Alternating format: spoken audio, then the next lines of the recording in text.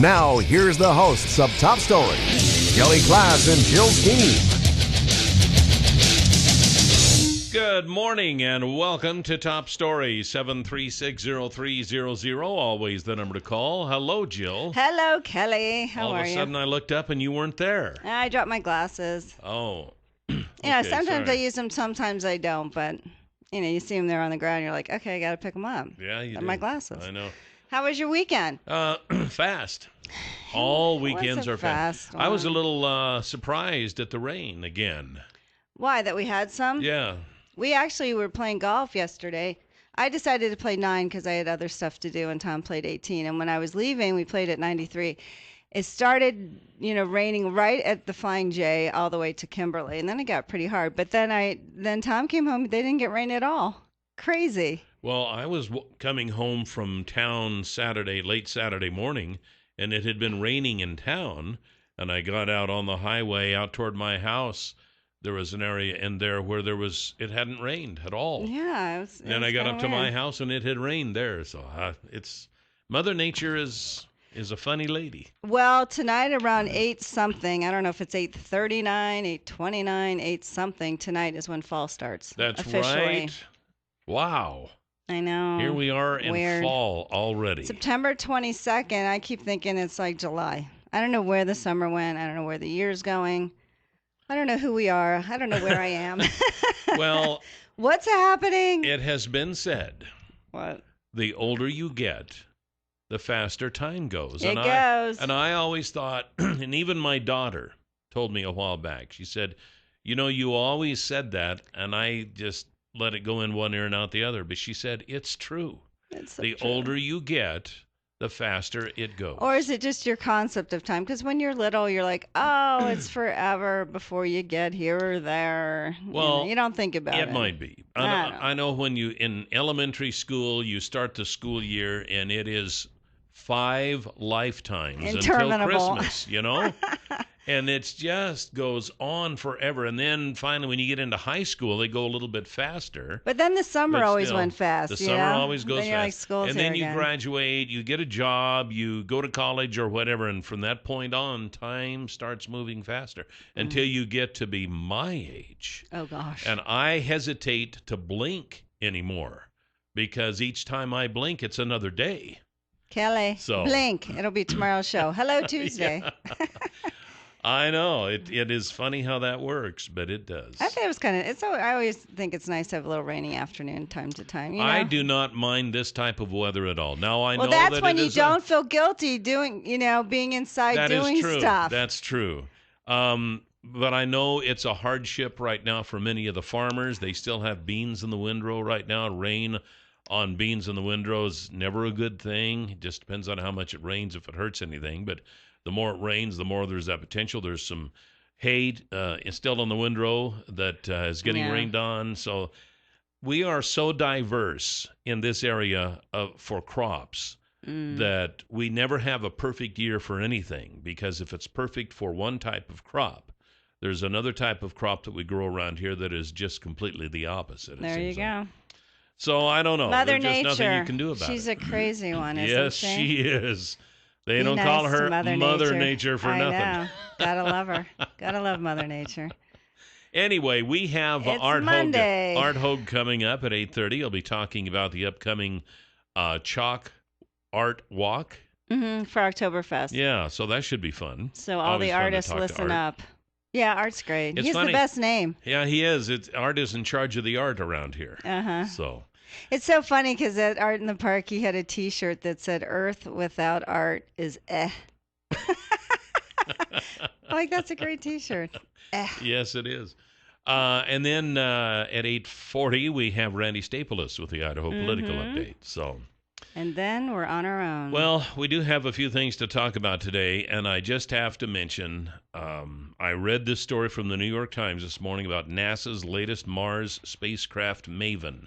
Arrived yesterday to study the mystery of what happened to the planet's air. Okay. After a 33-minute engine firing, mission controllers received acknowledgement at about 10:25 p.m. Eastern Time that the Maven was in orbit around Mars. I just have to say, And I know I mention on here, technology is going to save us and technology is going to kill us. Yes. I marvel.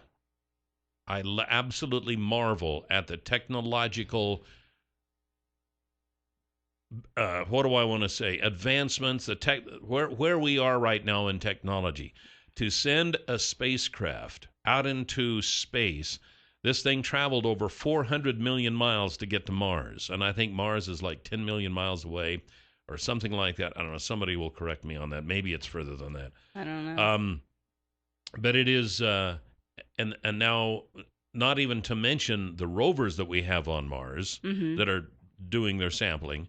And now we have another spacecraft around Mars that's going to orbit it and see what happened to Mars if maybe at one time it was inhabited or something. But just the mere fact that we can send these electronic gadgets out into space so many millions and even hundreds of millions of miles away and maneuver them and get information back from them is just absolutely beyond belief. But you know what's even more mind-boggling? That almost 50 years ago, we went to the moon without the technology that we have today. Or true. The computers. I mean, the computers were in a huge thing, not even in a small, it wasn't small. They were these huge computers. And, you know, the fact that we could do it back in the 60s was amazing with the technology we had back then. I was watching a documentary over the weekend, the computing power of our smartphone. And I'm holding mine up here for the video. The computing power on our smartphone is way more and above what the computing power was in the Apollo 11 spacecraft. Well, remember in Apollo 13, and they're using the slide rules? Yes. They had like 4 or 5 to verify the number. Yes. Because, I mean, it was just crazy when you think of how they did it back then, and we do it now. And you're like, okay, but look how much things have advanced in almost 50 years. That's even more mind-boggling to me. But, okay, so now we've got more stuff up around Mars, which is pretty amazing. It is. I know. And I marvel at that every time I hear it. And I think it's the Pioneer spacecraft that is outside now of the influence of our sun. How many billions of miles, and it is still sending signals back. It's amazing. It is. So I don't know. When you think of that, when you think of mankind and his advancements in that way, and then you think, how come I can't get my Dish Network to work because it's cloudy out? You know what I'm saying? Like some days you're like, really? We put a man on the moon, we have a thing on Mars, and you can't get the transmission right, or your cell phone doesn't work in some places. Or we can't find a missing airliner in the Indian Ocean. I know. I know. It is makes you paradoxical scratch your head. Times. Like, it what? really does. Okay. So anyway, enough about that. Enough. Over the weekend, the U.S. Secret Service is having a preliminary discussion about setting up security screening points near public areas around the White House. An official said that the measures have been discussed by the agency previously, but the talks have taken an added urgency following an incident Friday in which a man carrying a knife jumped over the gate around the White House and made it to a building entrance. Now, the fact that he was carrying a little 2.5-inch pocket knife is not so disturbing to me as much as someone was able to jump the fence, run across the lawn, and get to apparently the White House without being stopped. And the president and his daughters, they left just 4 minutes prior to that. 4 minutes. Yeah. But, you know, a 2.5-inch knife can do some damage. I realize that. And the guy who did it probably didn't really have any bad intentions in mind. But it's like, what were you thinking? Well, the Secret Service tightened security outside the White House after the embarrassing breach in which Omar Gonzalez, 42 of Copperas Cove, I don't know how that's pronounced, Texas, climbed the fence, ran across the lawn, and entered the building before agents stopped him. Now, normally they say there's dogs, there's other things. Right. Where were the dogs? Well, they said that they did not shoot the man, nor did they send the attack dogs because he appeared to be unarmed. So they didn't. Okay. So anyone who looks like they're unarmed is okay, because you could have a lot of stuff under your clothing. I know, and I think it was Representative King or someone Peter said, King. he could have had an explosive vest, or he could have had a bomb in his, somewhere on his person. Anything like that could have happened. I think this is just, I think it's terrible, the fact that he could get that far that way and they evacuated the West Wing. Yeah. And then they had a second guy the next day. Did you read that? Yes. A second man was apprehended after he drove up to a White House gate, refused to leave. Okay. They then prompting bomb technicians in full gear to search the vehicle. Well, the other guy could have had a bomb under his clothing. He could have. So I think, I don't know what's going on with the Secret Service. This one here was stopped at a gate. I mean, at least, he didn't jump the fence. He was stopped at the gate. This, as far as I'm concerned, couldn't really be considered that the Secret Service dropped the ball. I mean, they were just, or the Capitol Police or anybody, the guy stopped at the gate. But you've had two incidents. He can just jump the fence. He jumped the fence and ran across the lawn and made it to a building before they got to him. I mean, to me, that's inexcusable. Oh, it is inexcusable. This is one of those situations, and I don't know what's happening to the Secret Service, because the Secret Service just used to be impeccable. I mean, they never missed a beat. No. And it seems ever since that prostitution thing they had going on down in, where was it, Venezuela or someplace like that? Cartagena. They've had a few problems. They've had the hookers. They've also had, there was another incident. Remember the advance team? I think it was Russia, and 3 guys were drunk, and they had to leave. Okay, I know it's a tough job, but if they're obviously, maybe they need more Secret Service people to help relieve some of the stress. I don't know what's going on with them, but this is, and remember, they used to take pride, like, some of them, who was the guy who was so destroyed after Kennedy was shot? He felt like he didn't do his job. Remember, they used to take it so personally, and remember the Secret Service guy who, it really ruined his life. Yeah. He was so distraught that he allowed the president to get shot, and literally ruined his life, tortured him his whole life. And I don't know what's going on with them. I don't either. But this is one of those. This is one of those jobs where you can't mess up even once, because the first time you do, and somebody gets killed, like the president or his family, or his daughters, or anything like that, you just can't. They just left 4 minutes earlier. 4 minutes. 4 minutes. So you have to wonder whether you think he's okay by sight. How many times are people okay by sight and they're not? If I were to jump the fence and head for the White House across the lawn, I would expect to get shot. Yeah. I just would. Yeah. I don't know I know he had PTSD and all that kind of stuff. He needs some help. He needs help. He does need help. But, you can't assume anything when they are running across, especially with the atmosphere we're living in today. We'll be right back here on Top Story.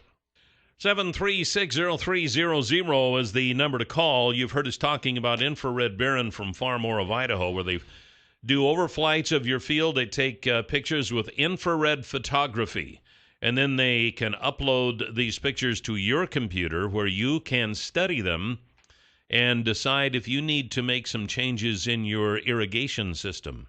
Because over time, these irrigation systems, even though they're just running water through them, if they're sprinklers or something like that, that water abrasion through those little tiny holes, the holes get bigger over time. Sometimes you have to go in and you have to put in all new nozzles and such.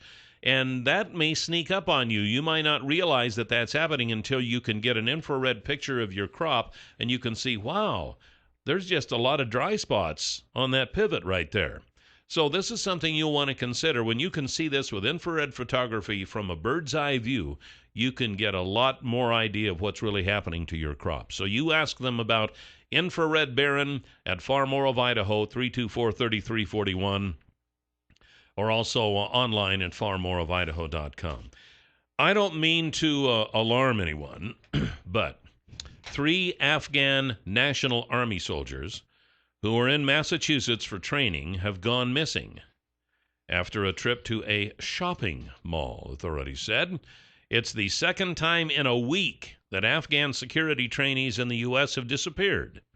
The 3 soldiers do not appear to pose any threat to the public, according to the Massachusetts National Guard, but of course, they're going to tell us that anyway. Earlier this month, 2 Afghan police officers training with the DEA wandered off during a sightseeing trip to Georgetown. They decided they wanted to stay in the United States, but authorities found them and sent them home. Who could blame them? They're like, Well, wow, we don't me. have to live in a cave. We have running water. Wow, women aren't wearing burqas. I can check out their legs. Why wouldn't they? You know what I'm saying? Don't disagree. Like they're probably like in awe looking at all compared to their country. My goodness. What bothers me is, what if these 3 Afghan soldiers are part of ISIS? They have now gotten easy entry into our country, and now they just turn up missing. There's a high degree of possibility, the way I am looking at this, in that the next thing we hear out of these 3 Afghan soldiers running around in the United States is that the next thing we could hear from them is a huge explosion. I don't know. I mean, look at who this knows? worries me. They were in a mall in Cape Cod. What should worry you is, well, actually in Hyannis. So Hyannis is where, you catch the ferries for Nantucket or Martha's Vineyard. So, they're on an island. But I think, people might catch them, I don't know, buying bombs or something. I don't know. Well, we know who they are. We know their the pictures. Power and money of but ISIS. we know the pictures. We know their identity. It might be like the other 2 who are trying to just stay. There are probably, unbeknownst to us, some sympathizers of ISIS in this country who may already have a stash. And these, I'm looking at this from what are the chances? I don't know. But I'm thinking with the way ISIS is determined to get at us, this would be a perfect opportunity. We might see it as just 3 Afghan soldiers coming across here, going to some training thing, and they decide they like it here so well, they're just going to get lost in the crowd and spend the rest of their lives living in the great country of America. But I'm seeing some possibilities here with the atmosphere we have right now with ISIS. You know what? This could really turn out to be a bad thing. Well, I mean, the thing that's amazing to me, you think if they're off traveling, I mean, you come from Afghanistan, you're now in Massachusetts, you're in Cape Cod. How are they driving around? Do you know what I'm saying? Like, do they have, like, their international driver's license? Wasn't someone escorting them? Do you just let them loose? Do they just walk around? Apparently so. And don't they have taxi cabs? They don't have to have a car. Well, down in the and Cape, don't a lot of people ride if you're bikes? in Hyannis, you can. If it depends on where they were dropped Maybe off, they you had can walk somebody around pick a them lot. up. I mean, if this is a pre-planned deal, somebody could have picked them up. I'm just saying. You might stick out a little at the Cape with your Afghan, uniform on. I assume they were dressed. They were all captains. They could have other clothing that they changed into. Come on, man. I mean, come on. Let's say it's ISIS. Let's say ISIS is at the Cape. I'm not saying it is. I am just saying we have to consider the possibility. I'm sure they are considering it. This would be a perfect breach, a perfect way to get into the country. Well, the weird thing is they have troops from 6 nations practicing, in the exercise. But to me, why aren't you escorting them? Wouldn't they have drivers? Wouldn't they have vans? I mean, I don't think all these people would be renting cars. Well, if you leave from a shopping mall, maybe they took them there in a van, but they decided they were going to get lost, or someone picked them up, or they decided they would get lost in the crowd and worry about transportation later. And again, if this is a pre-planned deal, we could be in for big trouble here. Watch out, Cape or Martha's Vineyard or Nantucket. I'm just saying. Just saying. ISIS is loose on the Cape. We got Art Hogue next here to talk about the Chalk Art Walk coming up on Oktoberfest. Maybe we just destroyed that title. Well, we'll let Art get us all filled in here. Coming up on Top Story. 7360300 is the number to call here this morning on Top Story. Welcome back. We have Art Hogue coming up to tell us about the Chalk Walk contest coming up at the Oktoberfest. But before we do that, our news director, Benito Baeza, is here with some breaking news. Benito, what's going on? Yeah, we had another water line break in Twin Falls. Right now, Twin Falls police are shutting down a part of Washington south near Orchard. It's at the intersection of Orchard Oh. and Washington. So any Well, they just worked on I that, know, that- put didn't in they- that new stretch of road. Yeah, and so now they will have any traffic going northbound will be directed to go around. So if you're heading north on Washington before Orchard, you'll need to find another way to get around. So go take Blue Lakes or take Grandview to get into Twin Falls today. They're going to have it shut down for however long they need to take a look at it. It's one of the newer water lines. It's part of the arsenic water line, one of the lines they use to blend their water to reduce arsenic. So some buses will be late today. School buses will have to be rerouted around. So some kids will be late for school today, which they'd probably be all right with that. They don't know what caused it yet. It's a 24-inch line, so I think that's quite a good sized line. Yeah, it is. So again, if you're heading northbound Wait, 24 on inch or Washington, 24 feet? 24 inch. 24 inch. 24 Oh, inch round. I'm round. thinking. Don't look at What? That's okay. Now we got to spend 10 minutes to explain to Jill how the water. Well, works. how long is the break? Whatever. Yeah, the size really doesn't matter. There's just water on the road. So why'd you They're say gonna it have to then? fix Who I'm cares? sorry. All right. Well, and Okay, she's right. probably looking at my note because I have the foot mark. You do have a foot mark there. instead of the inch. So So it didn't make sense. don't look at my notes, Jill. I'm not going to anymore. All But right, anyway. so we got, Okay, thanks, a water Benito. break in the vicinity of Orchard and Washington Street. right. South. And northbound Washington's closed. So right. at least in that area. All right. very Bring out the kayaks, people. Yeah. Yeah. Thank you, Benito. Appreciate that. Thanks, Benito. All right. Sorry I'm sure about we'll that, have buddy. An update, Okay. as soon as we get more information on that. Okay. And a new line. Wow. Yes. Okay. We have Art Hogue with us this morning on Top Story. Good morning, Art. Hi, Art. Very entertaining here. Always, isn't huh? it though? 24-foot diameter water line in Twin Falls. I was thinking length of the pipe. I'm like, wow, okay, because they just put it in. Yeah, Anyway. yeah. We just They 2 or 3 did. years ago. That's right. And there Yeah. was some construction work in that area. Yeah. So it makes you wonder. I don't know. All right, Well, whatever. I guess We I'll got figure it Art's out. It's time. time for Oktoberfest. It is. I Hard to noticed believe. And this year they're going to do it in October. That is nice. that. Why? When was it last year? Not September. September. October. Oh, didn't it get rained out or something? Or I don't think so. Oh, okay. No. But you have something fun coming up. Yes, we're going to do a chalk walk, and we've been doing it off and on for a number of years. It's actually sponsored by the Art Council, Okay. and so the Art Guild and the Art Council are kind of working together to sponsor that, and we got some prize money to give away. How much? That's a secret. If I don't ask the stumper question, That's a yeah. secret. So wait, so you're going to But- judge them on the artwork? On the artwork, right. And they have from 3 o'clock on Friday the 3rd till 10 o'clock Saturday morning the 4th to get the artwork completed. And then there'll be prizes for the top, cash prizes for the top 3. And there'll be a cash prize for the oldest artist and the youngest artist. Kelly. Oh, I don't know. What? Kelly can qualify for the oldest. We'll probably He's have pretty old. He's pretty old. Well, this should be fun. Do you So, guys provide the chalk, or do you? We'll Okay. provide chalk and space for them. They have to register. They can go to the Brass Monkey and get the registration forms. Okay. And then other Oktoberfest, Kelly's got the flyer there for the Oktoberfest.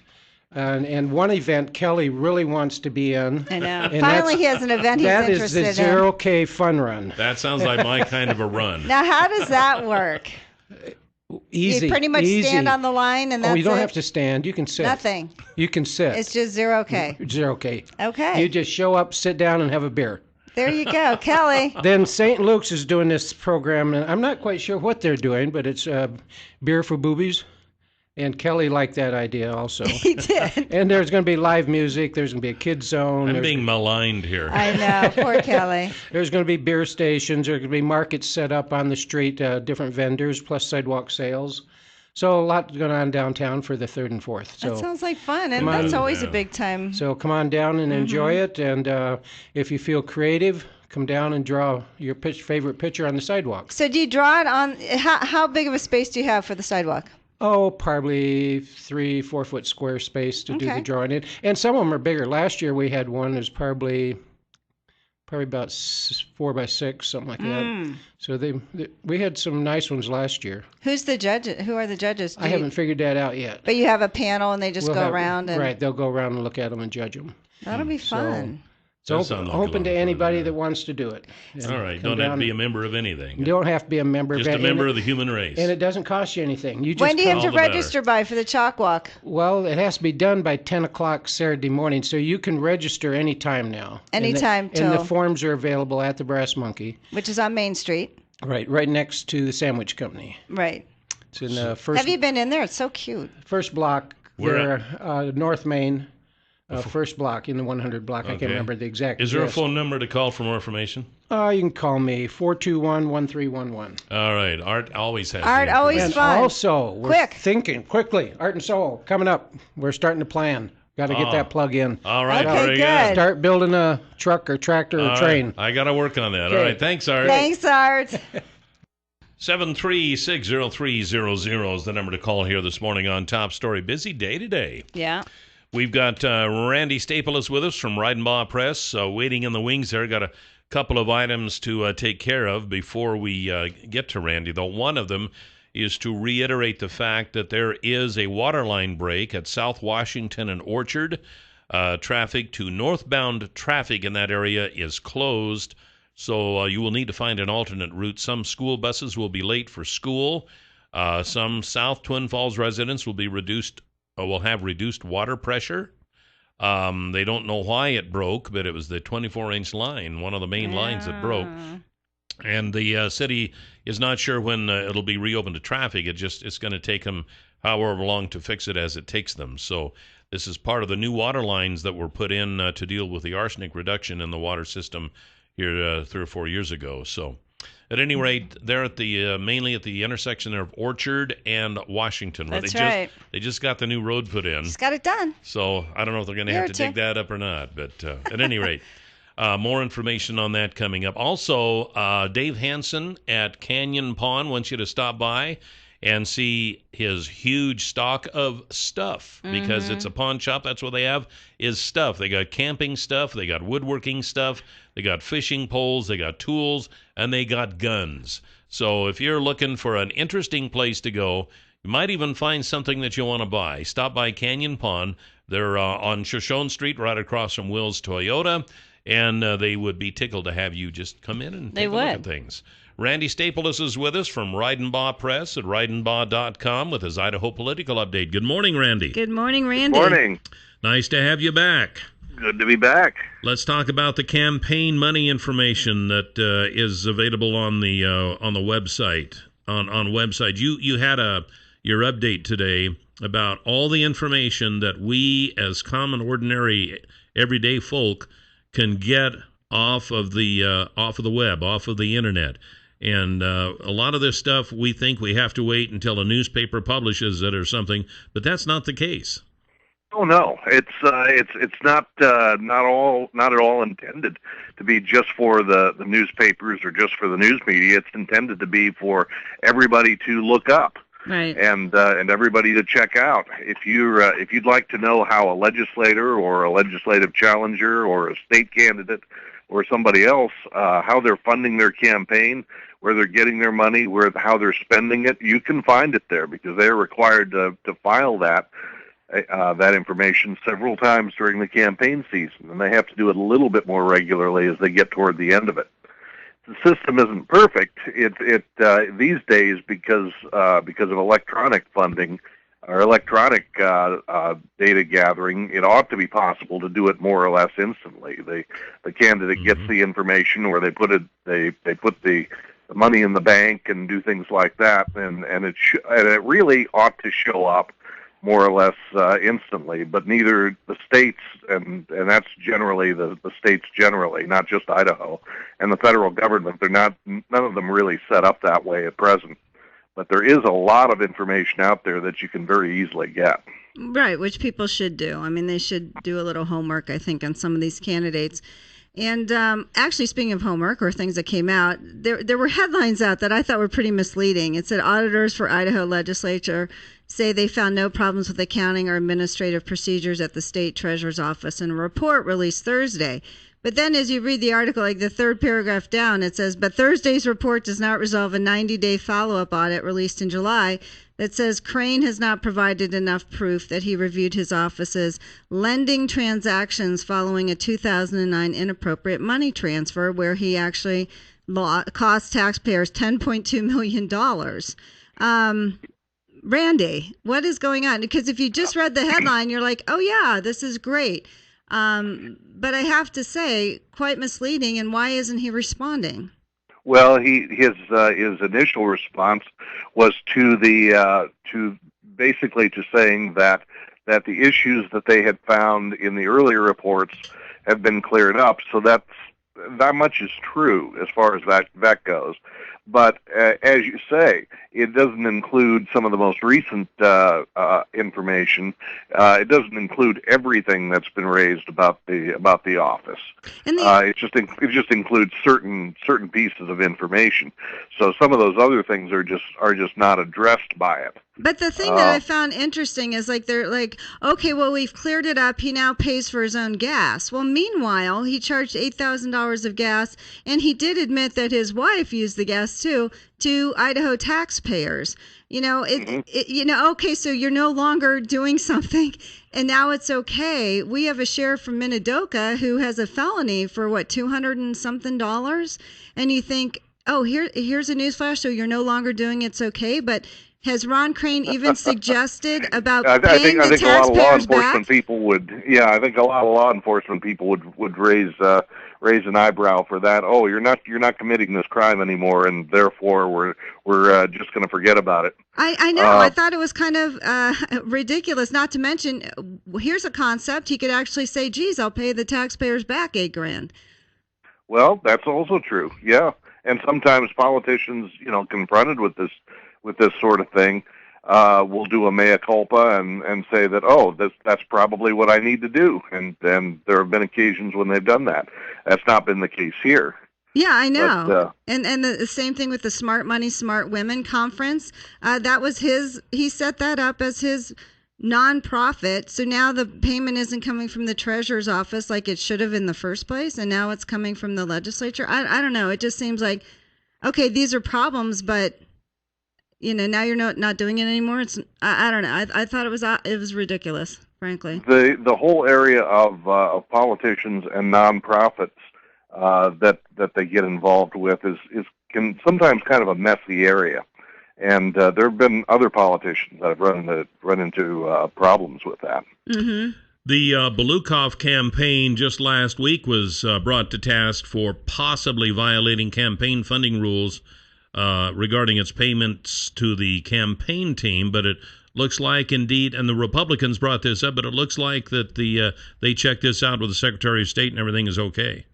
It's kind of an unusual way of paying for the campaign staff, running that basically through the state party offices. I've not really seen it done that way before. I didn't really know. It's new enough, different enough that I didn't know whether it was legal or not. I thought it was a question that was probably worth asking. But it turns out that Ben Usursa at the Secretary of State's office, and he really is kind of the final authority on these sorts of things in Idaho, said flatly that there's no legal problem. It may be a little unconventional, but it is not a legal issue at all, period. And they even threw in a little bit of a statement that kind of suggested that even the accusation was a little bit squirrely, in that it's getting toward that time of the election cycle when things just kind of get pulled up. But it sounds as if nothing turned out to be there. Last week I suggested that probably the next thing that would happen would be that the Secretary of State's office would weigh in on it one way or the other, and they did. Yeah. And that was they kind of put it to bed.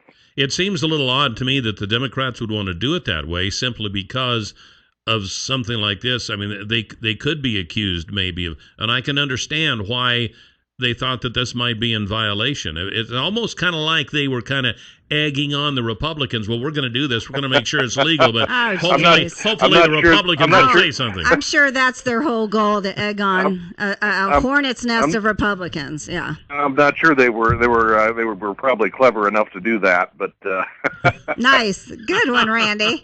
Wow.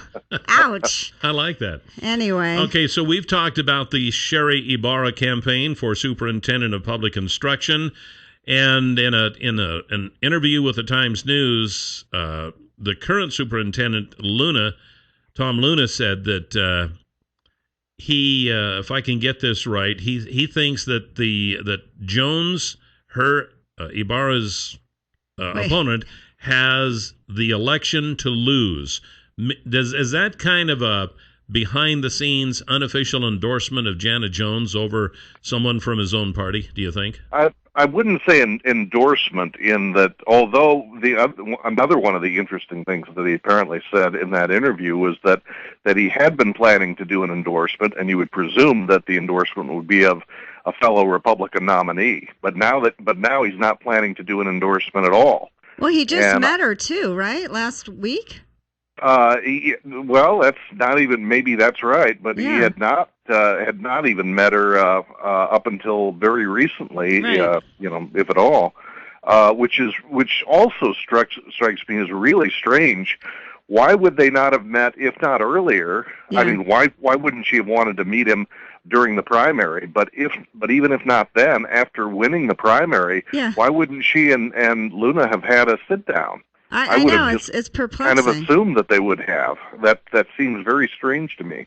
But there was that. There was the. I didn't take it as an endorsement of Jones, but I took it as a prediction that he thinks Jones probably will win. Well, I think that she's I think it reads obviously straight doing the across right that things. way. Yeah. Yeah. Interesting. That it's her campaign to lose, because clearly, she's doing things right. It'll be interesting because there are debates coming up Wednesday. Yeah. Yeah. That's going to be a very interesting debate. It'll be that in some ways that may be Ibarra's last shot at trying to turn things around for her campaign. It may be at this point that it's gone too far, but I think the debate may be her last shot at trying to pick up some support between here and the general election, which is not very far away. That's No. right. And I was just thinking about that. Here we're almost in October now. I think it's like 43 So days we're- or yeah, something. Yeah. Yeah, it's just a little over a month. Yeah. Away from politics here a little bit and onto the unemployment outlook in Idaho. The unemployment rate is 4.7%, but the jobs in the goods production seem to be dropping, while the jobs in services are in goods production, I mean like manufacturing jobs. But yet in services, they are increasing. And historically, jobs of manufacturing type of those jobs, they pay better. So what's happening in Idaho? Are our manufacturers leaving the state? Well, it's something that we've been seeing nationally. There's been nationally a relative uptick in service jobs as opposed to manufacturing jobs. It's not just an Idaho only thing, but having said that, it's kind of a worrisome thing, because you're absolutely right. Overall, I mean, there are exceptions, obviously, Yeah. but overall, service jobs don't pay as well as manufacturing jobs. Historically, that's been the case. And if you're replacing manufacturing jobs with service jobs, then over time you've got a problem. You've got a lot of people who are being paid less, who are making less money, and you have less money circulating around in the economy, and it becomes a poorer economy.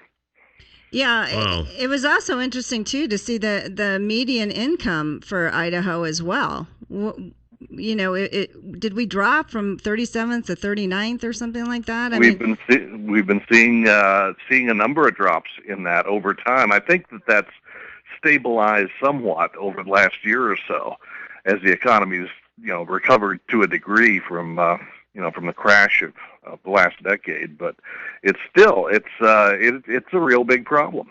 I mean, when you looked at it, I think that what was the median income? I think it was a woman with a BA in Idaho was like something like $38,000. That didn't sound like much to me.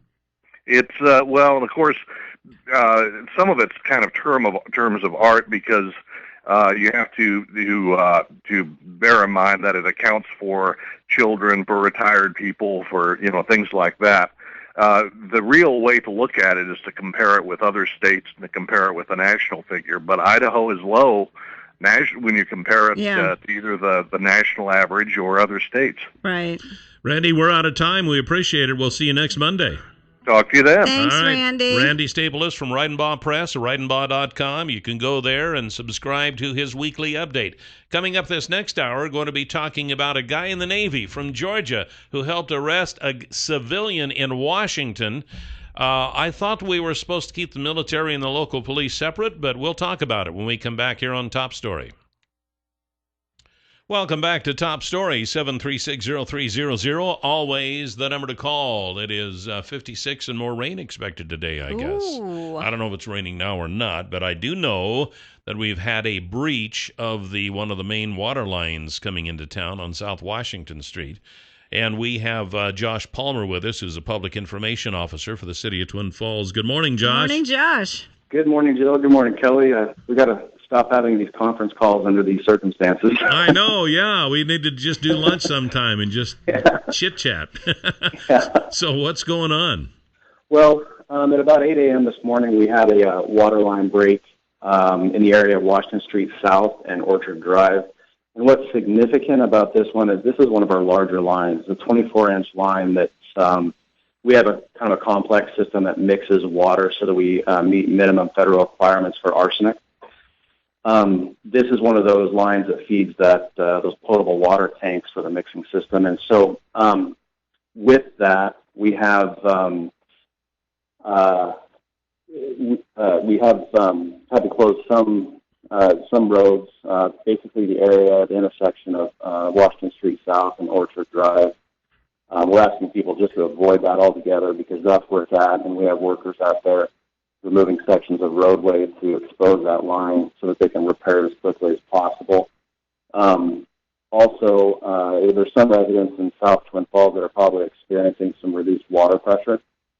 And then more, I guess, significantly for the community is we're asking people to conserve water and just do basic conservation practices. So if possible, turn off your sprinkler systems and use as little water as possible. We're not asking people to go to the lengths that we had to go to during the declaration of emergency a few years ago, but just we're trying to stay ahead of this in case something else that's unexpected arises. We can have adequate water in those tanks so that we're not in an emergency situation. Josh, did this have anything to do with the rain? Did it overstress our system? Because we did have, it rained pretty much where we were living, or yesterday. Yeah. I don't know right now. Until we expose that water line, it's I wouldn't want to jump to conclusions on it right now. I mean, it's a good question, though. This is a fairly new line that was installed, too, Yeah. so... That's kind of surprising because it was just a couple years ago they tore up Washington and put in the new lines. I mean, it's kind of surprising this one would break. The one question I have is they put in a new stretch, about a quarter of a mile stretch of new road there on Orchard coming up to Washington Street. Are they going to have to dig into that, or do you know? I don't know right now. I think they've isolated the break basically to that where it is at that intersection. So I think that's the only part of the line that they're going to have to expose or go into. Okay. But like I say, we sometimes unexpected things arise when you expose those lines. So we'll find out, and hopefully we'll have it repaired here before the end of the day. That road will still be probably closed because we'll have workers out there basically throughout the day and into the late evening trying to repair that line and get that road repaired. So, Josh, one quick question. There are some businesses in that area, coffee shops and restaurants. Should they close? When you say conserve water, what should businesses start doing that? No, what we're doing here is, so if we were to do the declaration of emergency, we would go into, and I'm sure both of you recall that Yeah. horrible day. Yeah. But those requirements are for, it's an emergency status, so we ask businesses to stop serving water and things like that. But this isn't that situation. We're just trying to stay ahead of it and ask people just to do the basics, turn off their sprinkler systems, continue to wash your hands, and the pressure hasn't dropped below, to anything below levels that might cause bacteria or anything like that. So the water is still safe to drink. So no boiling is necessary. So then, arsenic levels haven't increased? No, because the tanks that hold the water, that's already mixed water. Okay. But the amount of water that we're able to pump into those tanks that's being mixed is less. So we're just trying to reduce demand so that we can keep up with that supply. So have they been able to shut it off so that it's at least not leaking out? Yeah. Okay. There's some water pooled around that intersection. Well, as of about 8:20 this morning, from what I saw. So I don't believe it's continuing to pour water out there. Okay. All right. Well, very good. Well, Josh, thank you. Yeah, we appreciate the update, and we'll be updating folks throughout the day. So keep us informed if you would. Yeah, if you get something else, call in. We will. We appreciate it. Thanks for your help. All right. Thanks, Josh. See you later. All right, Josh Palmer. He's the public information officer for the city of Twin Falls. So, well, hey, I guess that stuff happens. Kind of makes you wonder if when they were doing some, and this probably has nothing to do with it, but But let's just throw it out there anyway. Let's just throw it out there. I wonder if if the pipe was damaged or something when they were doing work on the road. You just never know. So I don't guess know. You they'll think probably with the find new that out. pipes, you're like, okay, that's good, but that you always expect the old ones. But you wonder if with the additional rain yesterday, if I don't know that the blew. rain has anything to do with it because that's on the feed, the water feed part to the city. Just never know. If it was in the the waste part or the sewer system part, maybe, but I don't think don't know. I don't think it rained that much. How much did it rain? Do you know? Have you heard? It was like 0.88 or something, I think I saw this morning. But, with everything we've had in the last few weeks, maybe it stressed it the last time, and now it just put it over tipping maybe it was point. just a flaw in the new pipe. Who knows? I guess they'll find out. Yeah, these new pipes. We need those 100-year-old pipes. Those have been hanging in for 100 years, a couple years. Wow. It is amazing, isn't it? Amazing. I don't know how What's that up works. with this plastic pipe? They might want to think twice before they replace that in downtown, that big replacement They've lasted a long time. Yes, they have. I know. So you have to wonder. They just don't build stuff like they used They to. don't.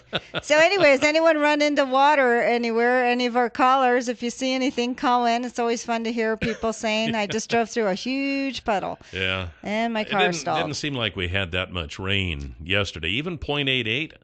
That's almost an inch of rain. That sounds like a lot. I know it started raining yesterday morning when I left the golf course. It was about 10:20, and it rained pretty hard the whole way home and for a while in Kimberly. Yeah, so, maybe it did. I don't know. I was just happy I left when I did. I thought, but Tom didn't get rained on. How about that? And he was able to enjoy another 9 holes of golf. Yeah. 736-0300 is the number to call here this morning on Top Story. And by the way, enjoy is relative in golf. Well, yeah. You can have another 2 hours and you're like, yeah, okay, it was a nice walk, ruined, but whatever. Yeah, he was able to play another 9. Yeah, well, that's good. That's good. I'm not a golfer, so I've never experienced the torture of the game? Yeah. I just do enough stuff that frustrates the dickens out of me, so I figure, why should I add one more thing, Yes. So, yes. At any rate. Okay, so from the New York Times, in a field office near Brunswick, Georgia, a federal agent working as an undercover cyber sleuth signed on to a large file-sharing network, sometimes used by traders in child pornography. Using a law enforcement computer program called Roundup, the agent, Stephen Logan, scanned computer activity by the network's members in the state of Washington. He located a computer offering illegal photos and videos and downloaded 3 files as evidence. Local police took it from there, obtaining a warrant based on the distant search. The owner of the computer was convicted of possessing and distributing child pornography and is now serving an 18-year sentence at a federal prison in Texas. Had Mr. Logan worked for the FBI, his work on this case might have seemed routine. But Mr. Logan worked for the Naval Criminal Investigative Service.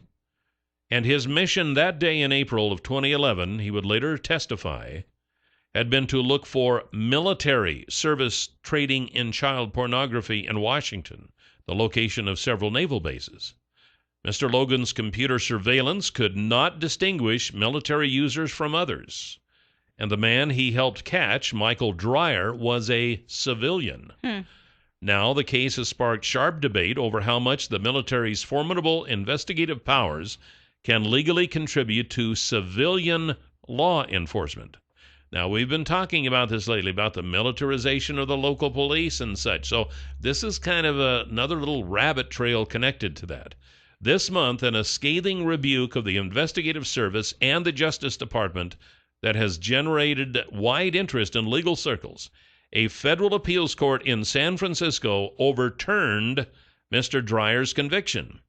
Federal authorities had shown a, quote, profound lack of regard for the important limitations on the role of the military in our civilian society, declared the decision issued September 12th by a panel of the Federal Court of Appeals for the Ninth Circuit.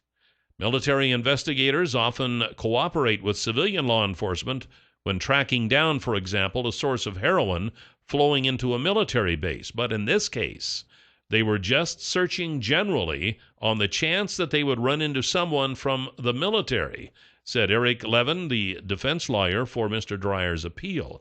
In addition to condemning the Navy's investigative service for overstepping regulations that have evolved from the Posse Comitatus Act of 1878, limiting the use of federal troops in law enforcement, the appeals court took the unusually strong step of excluding the computer evidence in any new trial of Mr. Dreyer.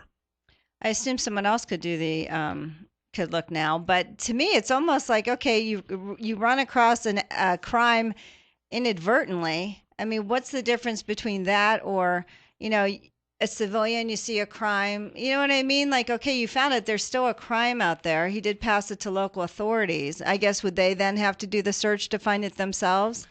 Apparently, according to the law enforcement, I guess so. To the Court of Appeals. But you almost think, okay, But well, if any of us run across a crime, like say you and I, or another enforcement agency, maybe it was, okay, we can throw ISIS out there, whatever. And the fact that you find it, is it still not a crime? I mean, I understand that, Depending but you still, on who finds it. Yeah, it's like, well, what if you were just a civilian and you find child porn and you turn them in? You can do citizen arrest or, things like that. If any of us saw a crime happening and you turned it in, would they say, well, or is it just the fact that that seems a little odd to me. There's still a crime. What if a civilian found that a military person was involved in child pornography? Would they then have to turn it to local law enforcement? Local law enforcement for them would to then do go the search to the military, and so would not the opposite be true? I don't know. This one sounds odd. There's still a crime. This is an interesting case. Yeah. What do you guys think? So they're throwing out the evidence and everything. So I wouldn't be surprised if this guy's going to walk free. Well, if you have no evidence, there you go. 736-0300 is the number to call. 736-0300 is the number to call. Welcome back here on Top Story. Friday's $100 instant winning name is Dorothy Flint. Dorothy Flint, congratulations. And your $100 word of the day for today is sort. Sort. S-O-R-T. Sort. Mm-hmm. Go to our website, newsradio1310.com. Click on the link that says word of the day. Type in word of the day. Listen tomorrow. That's how easy it is. If you hear your name tomorrow and you played the word of the day today, you win $100. Boom. If you hear your name tomorrow and you did not play the word of the day today, shame on you. Cry. That's right. You just lost $100. Missed out on $100. And while you're there, actually, we're having our lunch tomorrow with Frank Pepper. We are. So if you haven't entered for this month yet, you got to. We're going to pick it on Wednesday, October 1st. And that's not far away. That's a week from I know. Wednesday. I know. So back to our little story here. 7360300 is the number to call. Now, common sense would say, okay, somebody runs across a crime of some pervert in Washington dealing in child pornography. Mm-hmm. So you would think that whether that is military or not, that they would tell local law enforcement would go arrest the guy, but they were going on evidence that was collected by the military. Now, again, common sense would tell you, hey, the guy's a slime ball. He was doing this. They had the evidence. They got him. They convicted him. He's in prison. 18 years. 18 years, yeah. And the rest is history. Yeah. But the rub comes in when the Posse Comitatus Act of 1878 limits the use of federal troops in law enforcement. And we've had several conversations right here on this show about the militarization of the local police. So that bears the question, are we ready to allow it in some instances and not in others? And if you do that, where do you draw the line, and how do you determine which it would be okay in and which it wouldn't? And even by the law, I don't think you can do that. Well, the interesting thing is because of that act, they took the strong step of excluding the computer evidence in any new trial of Mr. Dreyer. My point is they didn't even have computers back in 1878 for the Posse Comitatus Act. So, I don't know. This one sounds really odd. Obviously, there was a crime. I mean, if you come across a crime normally and you don't report it, aren't you in trouble for that? So, what would should he have just ignored it? Should he have ignored it? Should he have contacted local law officials and said, oh, here's the guy's email. Check it out. Check out this guy. I think he's dealing in child He didn't know if it was porn. military or not military, and they were doing a search. That would probably have been the route to take in retrospect. And then on the other hand, if you look at this particular situation, how many other times has this happened? Oh. How many other times has it been that they might have done this very same thing? They just happened to bring this to the attention of the courts, and the court said, oh, wait a minute, you can't do that. So my question is, would you be willing to kind of wink at this and just let it go? Say, look, they got this slime ball, and now he's in prison where he belongs because of this. Or do you have to look at it as strictly, wait a minute, they can't do that? Because now they can't use that at all. But what if a local, I don't know. Because, that's the whole point. It was child pornography on the internet, so... But the internet goes everywhere. So then... It's hard to... How do you limit things? The internet is everywhere. You could do a search. You could be in the U.S. You could be in Russia. You could be anywhere. This is a tough one, but I think the laws probably have to be updated to reflect this as opposed to a law from an act of 1878. So the question just popped into my mind. Yeah. Can you use someone who's in the military as a witness in a civilian court? Well, I don't know. They're still a citizen. I know that, but They they're in could the be a military. witness. Why not? They're in the military. That doesn't exclude I don't you know. from testifying. It just popped into my head, and there might be an easy answer for that, and I'm sure there is. But inquiring minds want to know, I guess. So I don't know. This is where technology has just advanced beyond.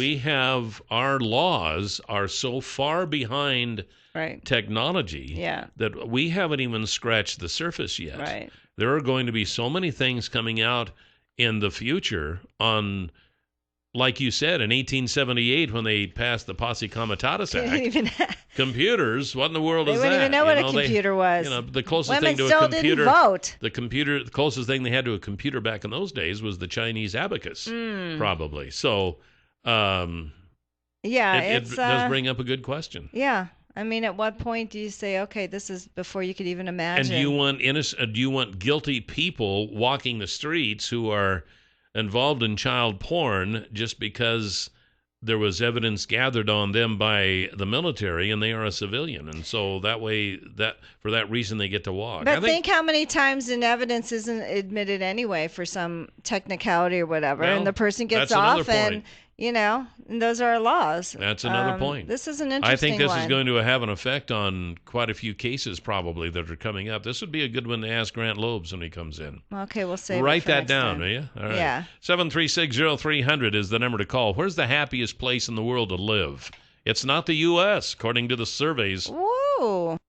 7360300, the number to call here this morning on Top Story, talking about military and civilian law enforcement, and ne'er the twain shall meet, apparently, according to the Ninth Circuit Court of Appeals. We do have a caller waiting. Before we get to the call, just wanted to say that Clearwater Power Equipment has been in the Wood River Valley for many years. Now they are also in Twin Falls.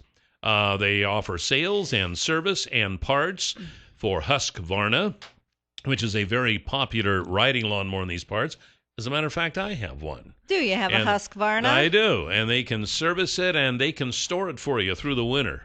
Because if you're like me, you don't have a lot of storage area for stuff like this, you give them a call, they can store it for you through the winter, and they can give you all the details if you call them at 734-7767. They're also at 252 Washington Street here in Twin, where General Building Supply used to be. There you go. They also carry Echo. It has the best warranty in the industry, 5-year residential, 2-year commercial. And all their outdoor power equipment, they've been carrying that. Echo's been in the business for 40 years, so they know what it's about. Give them a call or stop by and see the folks at Clearwater Power Equipment, 252 Washington Street, and you can tell them that Kelly and Jill sent you. 7360300 is the number to call. Top Story, you are on the air. Good morning. Good morning. Thanks for holding, too, by the way. Oh, no problem. Hey, I think the writers of the Posse Comitatus intent was to keep the military out of our private lives and put a check and balance on martial law. And I agree that what's in our computers, the data in our computers is private business, and it needs to stay private. I don't want an illegal search and seizure on my computer. If you want to get information off of my computer for my home or business, it should require a warrant. But at the same time, the laws need to be updated because there are illegal activities taking place on computers. Right. And I think one of the places where the court may have missed with this dirtbag is that he had the information for sale on the internet, so it was no longer private. Oh, yeah, that's a good point, actually. So if it wasn't private, then in other words, if he'd have just if you find that information, you can turn him over to the authorities. If he'd have just had it on his computer for his own private enjoyment, then it would have been one thing. But since he was selling it, that puts another dimension on it. Is that what you're saying then? Distributing, does that mean he was selling or just passing it to his friends? It doesn't matter if he's distributing it for free or selling. It's public. As soon as he made it public, he gave up his private rights. Yeah. And that's where the court messed up. This dirtbag needs to stay in jail. I know. And it really is a hard area because even if it's private, it's involving innocent children, and that's I know. sick. Or maybe at the very least, they should have notified the local law enforcement and said, "Hey, keep an eye on this guy." Well, yeah, maybe exactly. you can get him for something. Or get a warrant, and he should not be free. Yeah. He was distributing information that should not be distributed, right. And he should not be free. Yeah, he's not a poster child, is he? No. No, and especially Thanks he was. for the call. Yeah, thank you. Especially, and he was convicted of 18 years. Yeah. So which is now overturned, done. He's probably going to be let out. I know. I agree with the caller. I think they're going to have to, and apparently we're just going to have to update them as we come to them. But we're going to have to update a lot of the laws on the books because they didn't the even internet, think about this stuff. computers and the internet have brought on a whole new dimension. I mean, just even in the last 10 years, how much it's changed. Yes. Yeah. And we've only seen the tip of the iceberg. Yeah. We're going to be, we carry this stuff around with us with our smartphones now. Mm-hmm. And now we got the Google Glass coming in, and we got, as far as technology. That is one I will never use. I'm sorry. The Google Glass? Oh, you've got to be out of your mind. Well, what's the difference between that and a dash cam? But then also talking about Google Glass, the privacy issues that's going to be, you could be recording someone without even telling them. anytime at all. I'm sorry, but in some states you have to get permission and consent. I mean, I think that's going to lead to all sorts of privacy issues. What they're going to have to do is, if you're wearing Google glasses, you're going to have tattooed into your forehead, you are now being recorded. I mean, it's just ridiculous. You couldn't pay me to buy those, no. No. Well, I'm just trying to make the point that I know it, but we're getting haven't beyond. even scratched the surface of our technology. So what do you think? Should we update some of our laws to reflect some of this technology or not? We're probably going to have to. 736-0300 is the number to call here this morning on Top Story. I don't know. When it comes to technology, I used to kind of have the idea that, well, we'll never get to that point because technology is just not able to do that. But you just can't do that anymore. We are truly living in an age where literally anything is possible. Mm-hmm. Wow. 736-0300, the number to call here this morning on Top Story. Welcome back. We're going to discuss the happiest place in the world to live. But first, I've got to tell you about the Low and Honey Loader. And if you have, say, a feedlot or a dairy or a confined animal feeding operation or something like that, where manure becomes an issue at times, you may want to consider a Low and Honey Loader, which can load all types of manure. It doesn't care. It's not discriminating, or not discriminatory, I should say. And you can load it up to 7 miles an hour. This is a good machine. There are a lot of them out there that have been sold by Stanley and Company. And if you are interested in one, Pat Hartzell, who works for Stanley and Company, can arrange it so you can see one of these already in operation. Then you can decide if you think that's something that you want to consider for your feeding operation. You can call him on his personal cell phone at 280-1167. That's 280-1167. And tell him that Kelly and Jill sent you. Pat Hartzell with Stanley and Company. Okay, we got a caller. Top Story, you're on the air. Good morning. Good morning. Yeah, the thing that on your last subject there that scares me, if the government has a program that can take things, download things from your computer from 1,000 miles away, I'm sure they have a program that could upload things to your computer from 1,000 miles away, which that scares the hell out of me. You know what? I have no doubt that they can do just about anything they want. You mean like they would frame you or something? It's possible. No, I wouldn't call it a prank. But wouldn't you be able to track it? You know how you have computer experts and say this was loaded from this, you know. I don't know. Well, you can seem to track a lot of things. But just kind of take that one step farther. We have no idea what is out there. I have heard that our military, anything we see today, our military is 10 years ahead. And I have heard that it even goes farther than that. Well, and maybe you need to be with what's happening in the world. You know, you can't just sit there and go, oh, you know, let's not look into stuff. But you know what? We have our local law enforcement. We have, it used to be, and I can't think of his name now. But anyway, Todd. Remember, he used to be the sexual whatever. But they would sexual go online. Predator investigator. Yeah. I mean, the stuff he would find and then that would lead to arrest. So, I think it's probably the military trying to see what's happening on computers that are probably owned by taxpayers. Well, when you think about it. Yeah, absolutely. So do you really want they say that's a big issue. But the point I think the caller was trying to make there is that if they can see what's on our computer, they can probably upload stuff. And I know they can because hackers can do that. Hackers are uploading stuff to our computers all the time, and we have ask Home Depot about that. Ask Target about that. Well, they hacked into them, so I don't know. I think that seems a little different. They uploaded a malware program to Home Depot, and that's how they got like 54 million credit card pieces of information and debit card. Yeah. So, and if we think we have privacy nowadays, folks, we are kidding ourselves. No, we don't. We don't have privacy, but every store you go into, probably.